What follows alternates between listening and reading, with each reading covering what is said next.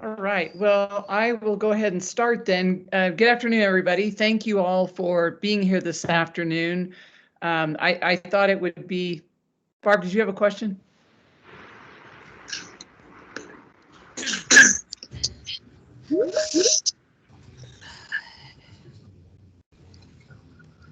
So what I'm going to do is talk for just a few minutes. There are a couple of topics that I want to give you all a few updates on, and then after that, I'm going to let Todd facilitate a Q&A. So we will mostly, I want you all to make sure that you have time for questions and answers and everything. So that's kind of the format that we'll follow. The first thing that I wanted to mention was to kind of make sure that and I think everybody's kind of up to speed on this. The work that we're doing right now on campus regarding diversity and equity. We just had our first, I would call it, an official meeting to work on the new diversity statement and to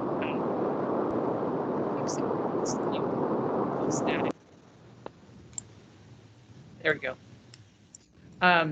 Anyway, to work on the diversity statement, this is really critical work for our college right now, probably more than ever. I want to thank Emily Stern and S.J. Miller for leading the group and helping to facilitate us and start the conversation and get this going. But it's really important too. I think most of you probably remember when we started doing our enrollment updates right after this semester started, and we had our first full-blown pandemic semester, that there's a lot of concern that we're not able to connect right now with a lot of students of color that have previously been our students or students who are coming right out of high school that have chosen not to come to college right now. And that's a serious concern and something that we need to address too as part of our equity work. So that's a big part of the agenda too in figuring out how we can reach out to everyone. There's a lot going on campus right now with our COVID response. So first of all, I want to thank all of you for the way that you've all stepped up to handle this situation. It's hard every day. It's hard. And sometimes it feels like it's getting easier, and then it feels like it's not getting easier at all. It's difficult to try to decide how much we can do, how far we can go with certain things.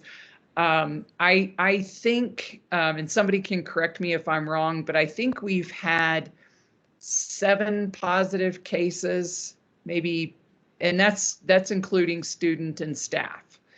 And, so when we report those, we don't make a distinction about whether we're reporting a student or a staff case, and that's for the privacy of the individual concerned. And then there's thorough cleaning in the area. If we think that there's a possibility that you're a direct exposure from any case, then you will be contacted. Janelle Moya has done a terrific job of being our contact tracer, and I want to thank her for all of her work. And Ray Jetty has been the primary coordinator for our on-campus COVID response. The amount of detail that goes into this is just mind-boggling. The policies change all the time. Our responses to the policies have to change all the time. So we meet twice a week to figure out, different responses to what's going on. One thing that I want to clarify, I got a question about this a couple of days ago, the quarantine policy. So right now what happens if you come to campus, either you as a staff member or as a student comes to campus, you have to get your temperature checked. You go through all of our screening system, go through the screening questions, and they're going to ask you if you traveled out of state. And I think there's maybe a couple of states that it's okay if you travel it out of state, but most people are going to Texas or Colorado or something like that. And so right now, what the answer is that if you've traveled to one of those states, you have to quarantine for 14 days. And that is an absolute. So about a week ago, I think there was the ability for people to get a test within 72 hours of their travel. And if they could produce a valid result of a negative test, then they didn't have to quarantine. That is not the case anymore. So Santa Fe Community College was changing their policy and being a little bit more aggressive before the governor officially changed the policy. But fortunately, the governor changed her policy just right after that. So now we're all on the same page. So if you go out of state, you have to quarantine 2 weeks. And so, you know, people have asked me, well, how do you know people aren't lying or anything? We don't. I mean, we're all just having to do the best that we can. And we assume that people are going to tell us the truth.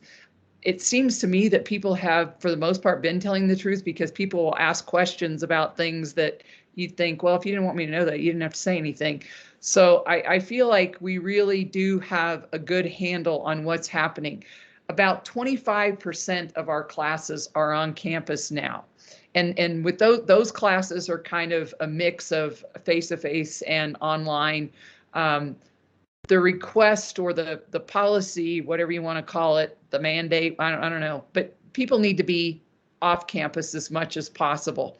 I just got a communication from the higher education department a couple of days ago. It was attached to one of the press releases that on the day that we had 800 and some cases, and they said the HED requirement at that time was anything that you can bring off campus right now, bring off campus. So I know that, you know, not just us, but other colleges too, we're kind of in the process of planning for more on-campus activity in, you know, the fitness center, other places, and we just can't do it right now. Things are too out of control.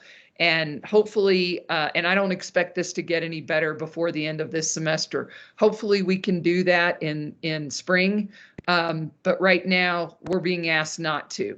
And so I would even go so far as to say, is that for those of you that are teaching face-to-face classes, anything that you can do to keep your classes at home and finish up with online work as much as possible, please do it. I know that our plans are good. I feel like people are really following a lot of the safety protocol, and I don't have concerns that we're not following those. The problem is that the case count in Santa Fe has gotten so high that I don't really know that there's a really safe way to do it. We've been lucky so far. 7 cases for the amount of on-campus work that we're doing is phenomenal. I think it's really, really good, and we've done a really good job. But I think it's going to be really hard to keep that limited as we go forward for the rest of the semester. So please do what you can. Think about, I realize this is coming at you quickly, but it came at me really quickly too. Think about what you can do to, you know, help your students complete and not bring them on campus so much. So I will keep you posted as I learn more about what what the response is that we're being asked for. The cabinet secretary, the higher ed cabinet secretary, meets with our NMICC group every other week. So I feel like we're in pretty constant contact with them, and they're letting us know what their expectation is, any changes that they want us to adhere to, or any concerns that they have. And so they are really, really emphasizing that their expectation is that only absolutely essential on-campus work should be happening right now. So that's the word from the top. And so I am going to stop on the COVID stuff right now. And then if you guys have questions about anything that we're doing or anything that we should be doing or anything like that in just a minute, then I'll certainly stand for any of those questions.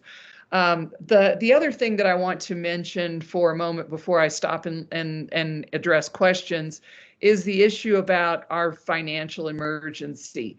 So as you know, the board declared a financial emergency a few months back.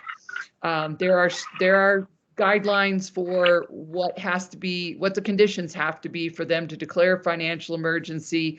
I feel like we clearly met those conditions at the time, and that we still meet those conditions, in that the financial outlook for Santa Fe Community College, as well as every other college in the state right now, is really unclear. And by that I mean, first of all, the Legislative Finance Committee has asked me to give them a plan, it's not a very detailed plan. I'll tell you. They've asked for a plan for how we would handle a 5% cut right away. And so we have, everybody's plan is the same level of generality, and that we'd have to cut staff and all of that, and not fill some positions that are vacant and those kinds of things.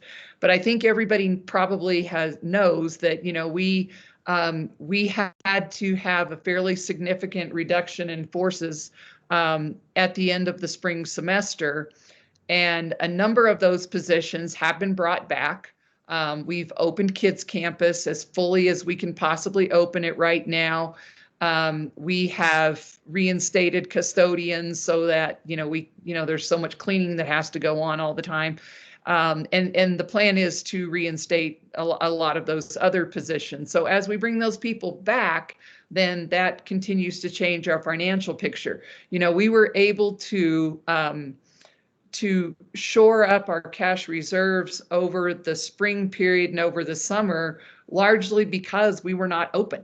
And when we were not open, we don't have and we were not paying everybody. And so we had some significant savings then, which we will not continue to have. Those were one-time savings that helped us get over a pretty steep, hill that came at us kind of right at the end. So our enrollment has been down over the past semester. It's rounded out a little bit over 20%, which is highly significant. I don't think I have to tell anybody that. We budgeted for a 30% decrease, so we were prepared for that. Even though we were prepared for it, it was still really significant. That's a big decrease in our revenue, and that has a lot of implications. So we've also been told, as the cabinet secretary is meeting with our NMICC group every other Tuesday morning, she told us a couple of weeks ago that the word is from the top that higher education will take a significant cut in the session.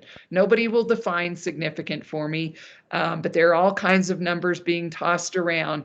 But again, this has happened, I can't even, every session I have been involved in where we didn't have extra money, higher education ends up taking the brunt of a lot of those cuts, because we are not a state agency, but a lot of times the legislature looks upon us as a group that has the ability to raise tuition, has the ability to generate revenue through other sources that a normal state agency does not have. And so when somebody has to get cut, generally speaking, it's going to be us. And, at least, we have some warnings, so we're having to work with this, but that creates a situation that I would call highly unstable. And so in preparing for that, what I'm trying to do is have different types of strategies that have been well considered, so that depending upon what happens, then we're ready to use whichever of those strategies we need to. And I've tried to be upfront without scaring you to death about letting everybody know that I'm looking at everything, and I've gone through the budget up and down and sideways with Nick and Amy until we're all just sick to death of doing this, trying to look at, where we might be able to save some money, where we could do things a little bit differently. And there are areas where we can do things differently, and we need to do that. And so some of what, happens later on will probably involve sort of a different business models to allow us to continue doing all the initiatives that we do now. But I am looking at all programs, and obviously this semester is an anomaly. Although, there may be three or four semesters like this, but if you had a program that was going great guns and then COVID came and now all of a sudden it's terrible, that's a COVID problem, and we will weather the storm on that. I'm more concerned in looking at trying to figure out, how we should be offering programs, what programs that we should be offering, and looking at trends over time. Certainly not just, everybody has bad semesters, so that's not the issue. But it's going to depend upon how significant our cuts are.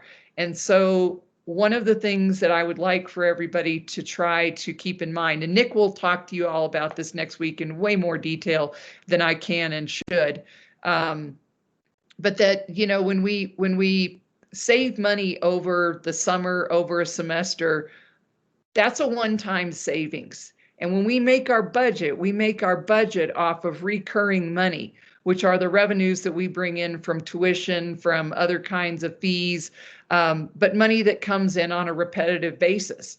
And so we can't start making our budget on money that we got for, having utility savings one semester because we were off campus. So anyway, I didn't want people to think that I wasn't reevaluating the financial emergency and continuing to monitor it, see where we are. That's about all that we can do right now. And that is ongoing, I can assure you, on a weekly basis to be in touch with how our revenues are coming in or how they're not coming in, and to look at what we need to do going forward. But as I said, Nick will give you more information about that when we have the Financial Review Committee meeting next week before the board meeting.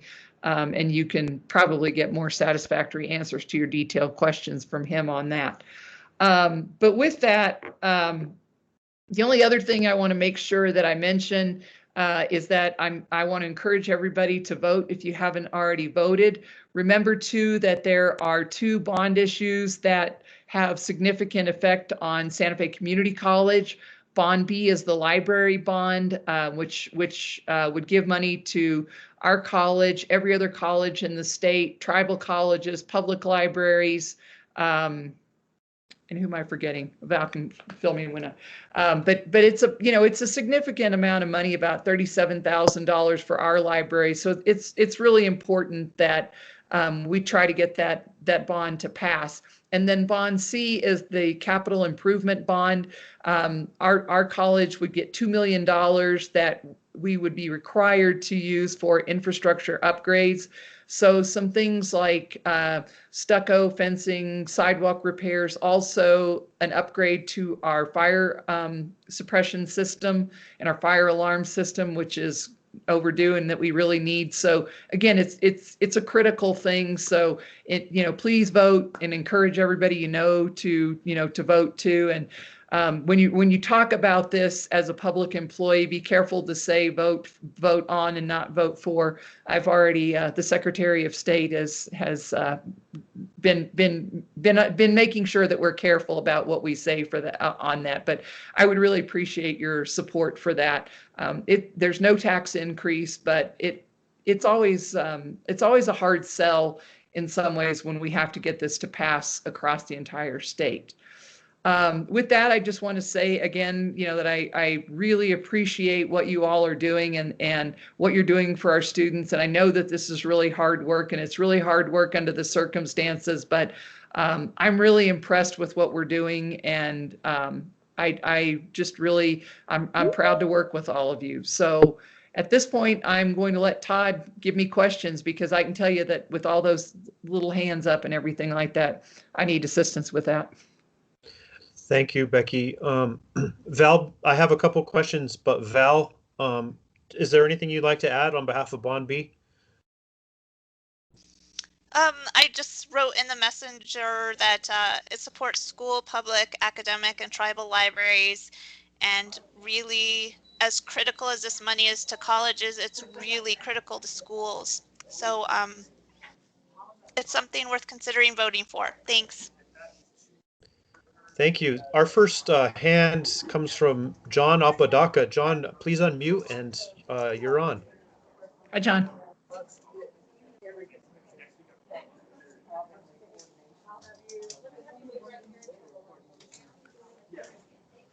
Okay, John, we'll come back to you. Our second hand is from Jill Carlson. Jill, if you want to unmute, we're ready for you.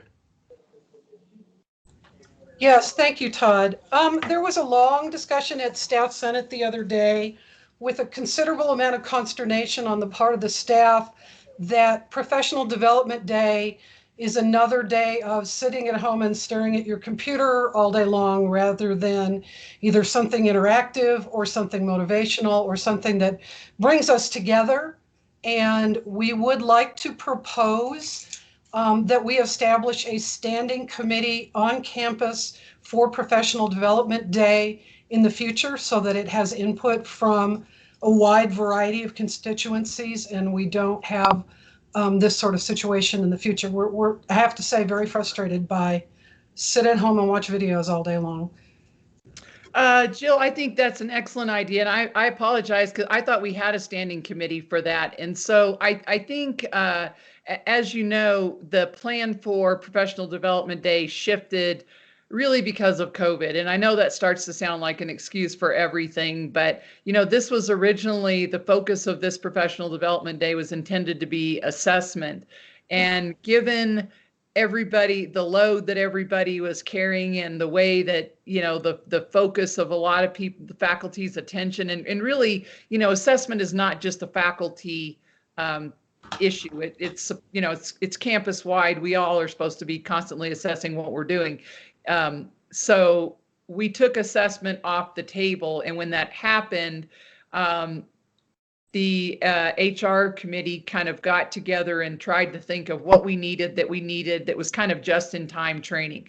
So the training that's going to be available for Professional Development Day is supposed to be a combination. There's COVID training that is available, and then there's also sexual harassment training for folks who didn't get sexual harassment training when we had someone on campus several months ago to do that. And there were a number of people who have not yet had sexual harassment training. But there's a lot of compliance training that I just want to let everybody know that this is supposed to be an ongoing type training where, you don't just take sexual harassment training and then you're done with sexual harassment training, forever. Everybody's going to have it every year, and it's going to have to be that way going forward. And so, and then we're going to have, more COVID training available for people. Yeah, there's a lot of video watching and a lot, you're going to be sitting in front of a screen no matter what. So whether you're watching somebody, or whether you're watching somebody you don't know, and that does get really old, I agree. But we do need to get that committee kind of reenacted so that there is a little bit more participation in what we do for that. Sure. I mean, and two things. One, I don't think we ever have had a standing committee, an official standing committee. So that's why we're proposing it. And the other was, looking at the faculty have an offering with the speaker and the staff, obviously has Amanda's training, which I'm sure will be very good, but we just wanted to express that to you. Well, and the faculty training, again, is sort of just in time online teaching and learning training because everybody's sort of struggling is sort of the right word, I think, and some people are doing better with it and other people it's kind of an uphill battle. And so I'm hoping that we have a little bit better sense of normalcy for what we do in the spring. But thank you, Jill. Stevie Smoltz, welcome. Hi, everybody. I hope everyone's okay.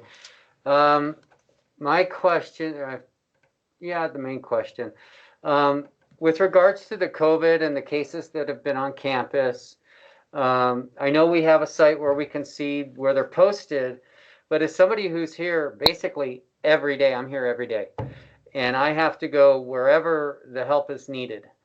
And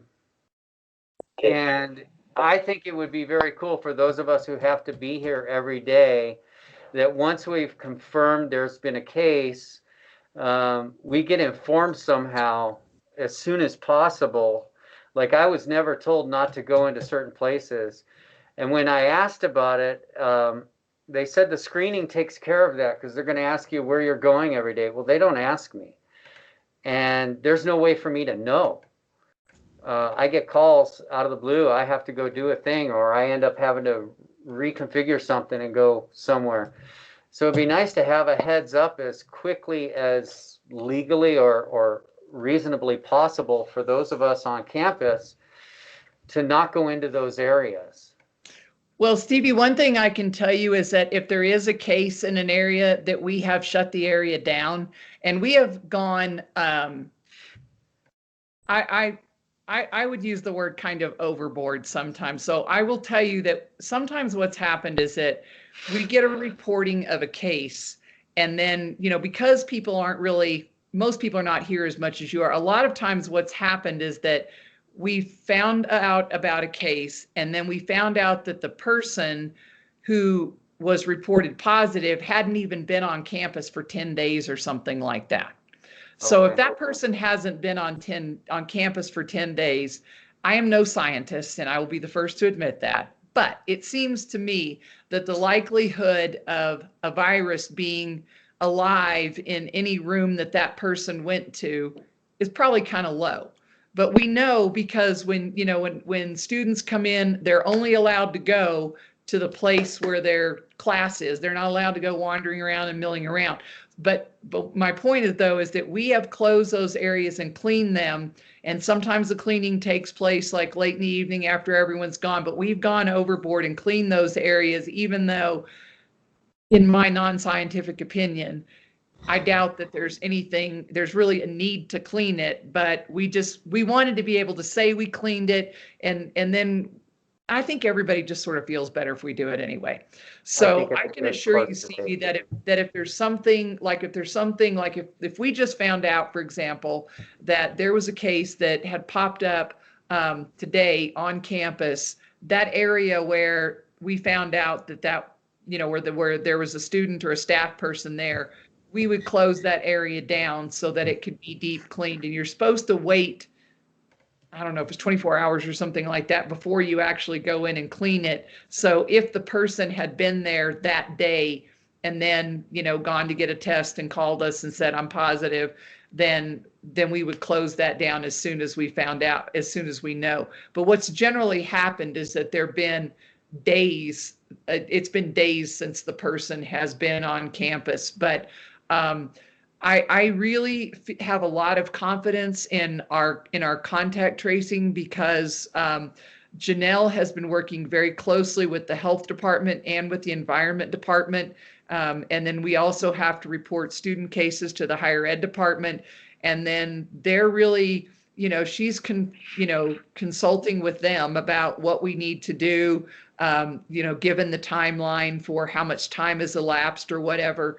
And it's just kind of incredible how much time and detail goes into every single case that we've had. And I would say that it's been really sort of surprisingly time consuming to have dealt with the 7 or whatever that we've had. And as long as we can keep it kind of locked down like that, then I feel very confident in our ability to stay on top of it. But we can't be getting out there.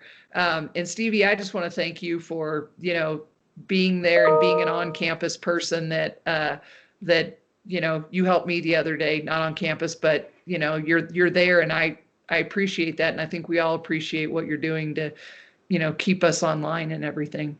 Yeah.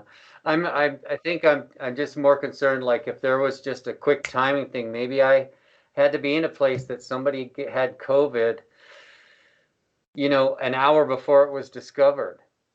And how would I know? You wouldn't. How would I know that I need, who's going to tell me, hey, you were possibly in a place? It would be, I think maybe we need to talk about people that are, that are around in different places, but there would be no way for you to know beforehand, obviously. But, No. once we did, it could happen that we have a situation like that, but I can assure you that up to this point, we have not. Okay. So don't worry that you've wandered into COVID. I mean, if you have, we don't yet know about that case. Whoever had it, the whole thing is just a big unknown in a lot of ways. Yeah. And it's hard to know because, it's not like when I go to some place to do support, somebody's checking down on the list that I was there. And so who's going to That know I might was there be to be able to call something me that- later? Well, that might be something that we need to do. I'll visit with Ray about that. Yeah, I'm just throwing it out there because I'm very concerned, and I'd like to be safe rather than sorry. Kind of like cleaning the rooms, even though we may not need to. It's just it's a matter of course, which is a good idea. I agree. Yeah, We'll talk about this week. Thank you. cool. Thank you. Mhm. Thank you, Stevie. Sarah Hood. Hey, thank you. I just want to know, is there still any interest or perhaps even a committee has already been formed yet about researching the history of land ownership at the college? Yes, actually, Sarah, that's very timely. So there is a committee through PDAC that is working on a land acknowledgement statement. Belen Senegeni is leading that committee. But I think that as far as the research that goes into the land ownership is a crucial part of that. And so if you're still interested in doing it, I'll connect you with them. Okay, yeah, maybe they got it all under control. I was just wondering. Well, I have a feeling your services would be appreciated. Okay, great. Do you want me to reach out or you'll connect me? Yeah, reach out, send me an email and remind me, and Okay. I'll connect you. Thank you. Mm-hmm. Thank you, Sarah. I'd like to see a few more hands. In the meantime, Becky, do you want to just take a moment? I know you sent out a communication about some upcoming dates. One, the Wednesday prior to Thanksgiving, and also a 2-hour leave for the voting. But do you want to just remind us? Yeah, thank you, Todd. So, I think most people know that traditionally we have offered administrative leave for folks to be able to go and attend and represent Santa Fe Community College at different major fall events like, the Fiesta, Zozobra, the fair, things like that. But obviously we didn't have any of those events. And so nobody got to do any of that. And so there was the suggestion and discussion about instead just offering that administrative leave to everybody on the Wednesday before Thanksgiving. And so that was, the decision through executive team to close the college on that Wednesday before Thanksgiving. My guess and from what I've heard too is that is a pretty low attendance day for students. It's a pretty low attendance day for anybody trying to take care of any other kind of business.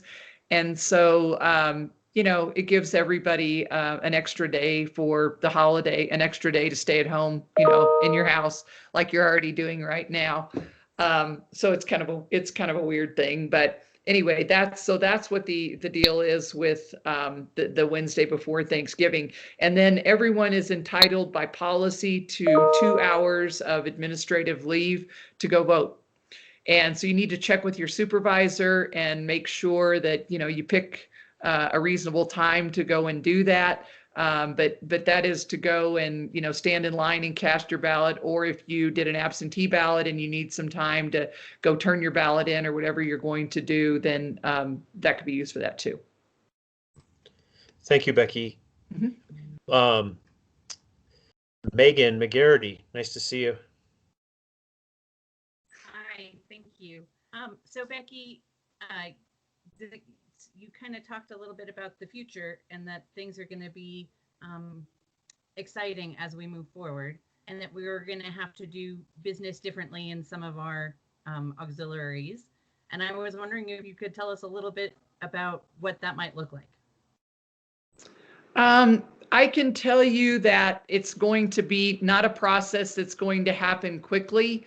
I really don't know that I can say much about what that will look like, because there's lots of different models for, looking at different ways to have different operations run through auxiliary. I may have ideas for things that'll work, and then once I, study it through all the way, decide that, oh, that's not as good an idea as what I thought it was. And I am perfectly amenable to that. Sometimes I think I have great ideas, and then on further inspection, they're not that great. So if that's the case, then that's not a good idea. But however we look at doing that, that's going to require careful study, looking at different options for, the way that we offer, for example, something like contract training. Right now, that's just a part of our ING budget. There's a possibility that we could do that as a separate nonprofit, like a lot of other colleges. We can use the College and Research Park Act, and we have a lot more flexibility to do that. That doesn't mean that just because it sounds good that that's absolutely the way to go, but it does mean it's something that we need to look into very carefully and find out as much about it as we can. And so those are the kind of things we'll be doing. Thank you. Mm-hmm. Okay, gang. I don't see any more hands. So Becky, oh, here we go. Stevie's back. Okay. Is that So, welcome, Stevie? Thanks, Todd.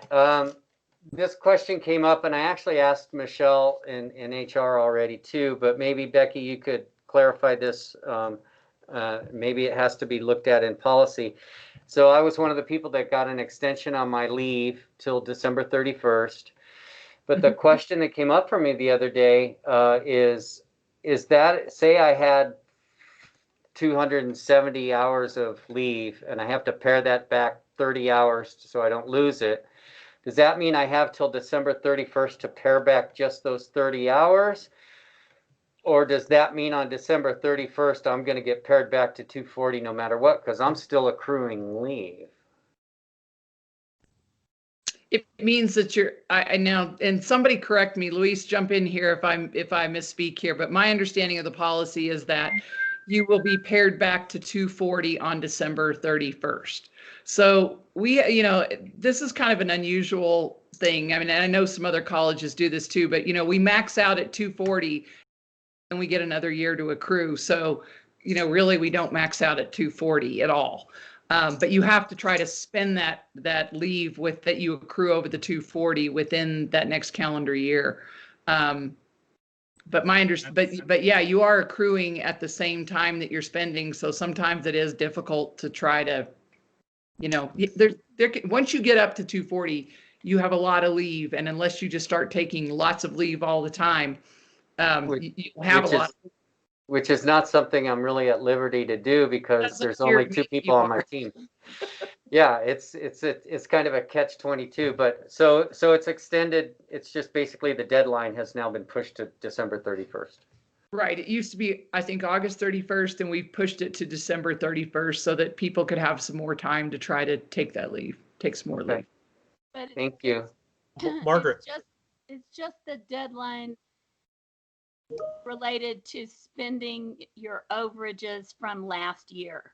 So as I understand it, what you accrue this year, you accrue for the entire year through August 31st next summer.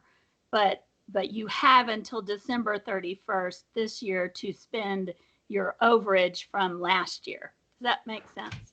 Yeah, it does. So since we're doing things differently, because we have that extension and you can accrue during that extension, you will get to keep the hours that you accrue during that extension past December 31st. Okay, that answers my question then. Okay, perfect. Thank you. Mm-hmm. Thank you, Stevie. Steve DiGiulio. Hi. There's another wrinkle on this for at least some qualified employees that they can request that the deadline be moved one more month to the end of January 2021. I believe, Margaret, you may have to help me here. Is that for 12-month faculty that can do that? I think that's yeah. correct. Yes. Yes, 12-month faculty can, yes. Thank you. Mm-hmm. Susan Lemke. Oh, I'm sorry, Stevie. I cut you off. Real quick, just do we just email somebody if we want to try to get that extra extension? the extension till December 31st. Yeah, they're just No, granting. the one Stephen just talked about going like an additional month. My understanding is that that's only for 12-month faculty. Oh, faculty. I'm sorry, I missed the faculty part. Yeah, only 12-month faculty. So there's a small group of people that, yeah, that was bargained that way. Okay, thank you. Mm-hmm. Susan, back to you. I'm sorry, I've gotten terribly confused now because Becky said one thing and then Luis posted that's correct. And then Margaret said something different. And then Becky said that. So I just would like to clarify for not people under the, not people under the collective bargaining agreement, but for staff. Becky, what you had said that I thought was not right and was that everybody gets paired back to 240 on December 31st. Right, and I corrected myself after okay, that. so because Luis said correct after you wrote that, or after you said that, but before Margaret corrected it. So I just want to make clear what Margaret said is accurate, right? Like that right. You're only using up what you've accrued up till through this year. Right. Right. And then so the stuff you're accruing between now and the end of the year is going to roll over. Right. Okay. Right. Thank you. This should be a one-time situation because there's not an intent to do this again. Thank you. Mm-hmm. Luis, I see you have a hand up. Are you? I was going to clarify all that, but thank you, Susan and Stevie. Yes, that's only for 12-month faculty. I believe we received some emails about that earlier in the day today. It's important to make the distinction between our staff and those qualified 12-month faculty members who would be eligible for that. Thank you, Luis. Okay, well, there was a flood of hands and then they all disappeared. So I guess we got that sorted out. Becky, I'm going to turn it over to you for some parting thoughts, unless anyone else wants to put in a 11th hour hand here. I think you're good to go, Becky. All right. I'm looking for other hands. So again, I really want to thank you all for being here today and to really thank you for what you're doing. It's hard when everybody knows that the college has declared a financial emergency. What does that mean? What does that mean for any of us individually? I'm trying to, let you know what's going on. The unfortunate part of that is that there's a whole lot that still is very undecided. And so it's not like I've got all the answers and I'm just not saying anything. I don't know a lot. I'm monitoring a lot. I'm trying to stay in very close contact with my peers throughout the state, and then also with the state agencies that have so much control over our destiny. I will tell you, though, that so I have a meeting with the Legislative Finance Committee staff tomorrow, and then there's a hearing at the end of the month, I think on the 28th for higher ed in the morning. And the title of that hearing is Right Sizing Higher Education. So I don't know exactly what that means, but I'm trying to find out what that means. And I feel like a lot of our association's role in this conversation is to provide as much information and education to agencies as we can, because a lot of times, they look at data and they see something different than we do. And so we want to put it in context for them so that they don't, see something and then think that it means something that it doesn't and run off and run charging and try to make some kind of policy recommendation based upon that, because that is sort of a terrifying and frustrating thing. So we will have a Legislative Finance Committee budget hearing for higher education sometime in the first part of December. That's sort of one of those early December traditions that I'm used to. So We may find out more at that time. We should at least find out more about what they're thinking. I don't suspect that that will be translated into a number or a percentage or anything like that, but it is good to have a better sense of what they're thinking and everything. But I will do my best to keep you all as informed as I can. And, if at any time, if you have questions about something, sometimes, you may leave this meeting or whatever and think about things later and decide that you want to talk about something or ask questions about something, just, shoot me an email, and I'll be happy to try to answer your questions if I know the answer to them. And if I don't, I'll see if I can find that. But thank you for coming. Todd, did you have anything? I thought I saw your hand up a little bit. If there's anything else. I apologize for that. It was a mistake. No, that's okay. Sometimes, I said I'll talk about something and then I get going one way and I forget to talk about what I was going to talk about. So, but again, thank you all for what you're doing. Santa Fe Community College is weathering this pandemic really well. I mean, we've had a huge hit to our enrollment, like every other college in New Mexico, every other community college for sure. But the way that we're reaching out to our students and really trying to help them and really trying to support each other and provide what we need for each other is really just sort of inspiring. And so I thank you all for what you do, and thank you for being here today. Thank you, President. Thank you, Becky.